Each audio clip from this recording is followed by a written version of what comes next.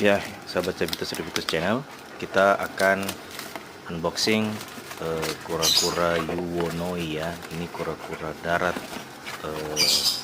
khas dari Pulau Sulawesi. 90% hidupnya di darat dan sisanya 10% di air ya, air tawar. Seperti ini bentukannya. Kita unboxing ya.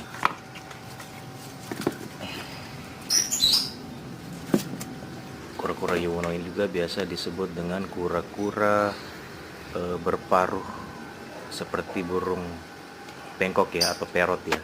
Nih paruhnya atau mulutnya itu seperti paruh burung bengkok atau parrot.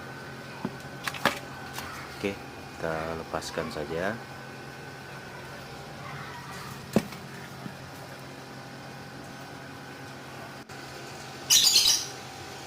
Ini dia.